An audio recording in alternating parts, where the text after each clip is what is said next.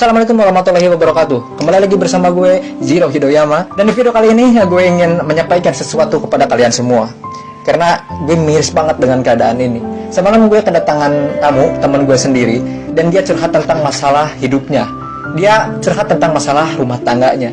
Dia ditinggalkan oleh istrinya selingkuh karena kekurangan nafkah yang diberikan oleh suaminya. Sehingga gue berpikir bahwa kita tuh hidup harus mempunyai prinsip. Buat kalian yang ditinggalkan oleh istri karena minimnya nafkah yang diberikan oleh suami, yang pertama sekali gue sarankan saran dari laki-laki ke laki-laki, prinsiplah dan jangan pernah merendahkan diri lu di hadapan wanita. Maksudnya begini, pada saat orang wanita yang menjadi istri lu membutuhkan lu, tunjukkan kebutuhan kita 1000 kali daripada dia. Dia sayang, dia perhatian, dia rela berkorban. Kita 1000 kali harus hebat daripada itu. Laki-laki memang penaung. Kalau gue pribadi, kapan dia tidak butuhkan menunjukkan kebutuhannya, gue 1000 kali tidak butuh sama dia. Untuk apa lu merendahkan diri di hadapan seorang wanita kalau dia tidak bisa menjadi seorang istri? Karena kapan wanita sudah menyombongkan diri di hadapan laki-laki, sudah tidak akan ada wibawa lagi.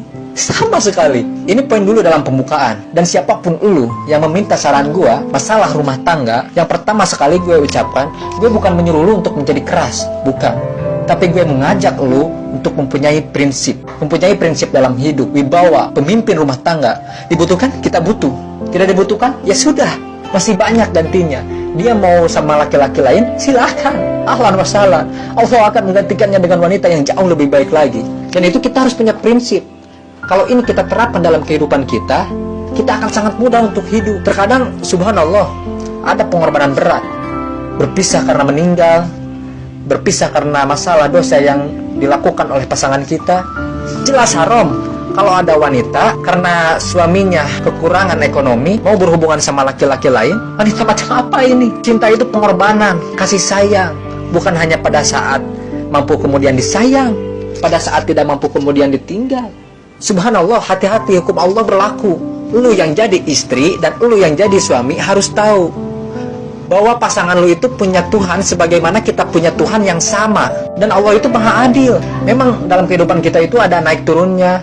Dan makna cinta adalah sebuah pengorbanan. Memang begitu. Kalau kita hanya karena kantong lagi penuh kemudian disuka sama istri, kalau lagi tipis dia mau berhubungan sama laki-laki lain, nauzubillah min dzalik. Wanita macam apa ini? Kalau gue tidak naungin. Kalau gue ingin punya istri yang tahu prinsip gue.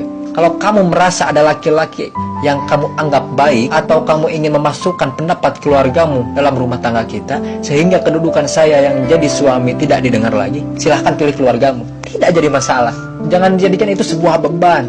Saya tidak bisa hidup tanpa dia. Ini kenapa ini? Saya mati kalau tidak sama dia. Nanti lu bisa mati menderan. Saya gila. Keluarlah dari bingkai hidup itu. Seorang muslim itu hidupnya mulia. Dia dihormati, dia menghormati. Dia dihina, tinggalkan. Allah tidak menyuruh kita untuk menghinakan diri. Itu tidak boleh. Kalau wanita ini, misalnya si istri ini yang tadi dikatakan masih mencintai suaminya, hanya sekedar diminta kerja, garis bawahi kalimat ini, dia hanya sekedar minta kerja untuk membantu nafkah rumah tangga, ahlan wa sahlan, jempol. Gak masalah, bagus itu, sampai suaminya mapan. Tapi kalau dalam kondisi masih status istri berhubungan sama laki-laki lain, nauzubillah, mana hero, mana kecemburuan positif yang telah Allah berikan kepada kita. Seorang istri yang mau tinggal di bawah naungan kita, sementara kita sudah bekerja di bawah terik matahari, bekerja, memilih dia dari sekian banyak wanita, kemudian dia mau berkorban. Hormati dia, junjung dia, rangkul dia, bela dia. Tapi kalau masih dalam naungan, terus mau berhubungan sama laki-laki lain, nauzubillah min dzalik, jangan dipertahankan. Berbahaya sekali. Jangan lu jadi cowok itu lemah. Ada temen gue yang curhat sama gue, bro, istri gue pulang ke rumah orang tuanya. Dia pergi ke kampung ayah dan ibunya dengan beralasan ingin mengurus ayah dan ibunya. Dan gue di sini ditinggal sama anak-anak sendiri. Ketika gue suruh pulang, dia bilang, saya tidak mau pulang. Kalau mau nikah lagi aja. Si istrinya bahasakan seperti itu. Gue harus kayak gimana? Terus gue bilang, nikah lagi.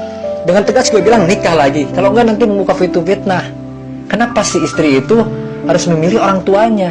Tidak boleh secara syar'i. Wanita yang sudah menerima akadnya laki-laki itu yang dinomorsatukan di atas ayahnya. Tidak ada alasan. Kalau suami izinkan, boleh urus orang tuanya. Kalau tidak diizinkan, ya tidak boleh. Ada laki-laki yang tidak punya prinsip seperti itu. Harus melangkah. Terus ada temen gue satu lagi, dia ya saya tidak bisa hidup. Saya pengen nangis, saya pengen mati. Ini kenapa? Laki-laki kenapa nangis? Nangis sama seorang wanita. Nangis itu ketinggalan sholat berjamaah subuh, itu baru nangis. Nangis tinggal perempuan. Allah itu menciptakan perempuan lebih banyak daripada laki-laki. Ini bukan menurunkan martabat perempuan ya. Artinya harus seorang pemimpin itu punya wibawa. Istri itu dinaungin, dididik, diberikan hak-haknya. Iya, berikan berlipat-lipat penghormatan sebagaimana dia cuma berikan satu penghormatan. Gak apa-apa, tapi jangan sampai menginjak martabat seorang pemimpin. Gak boleh.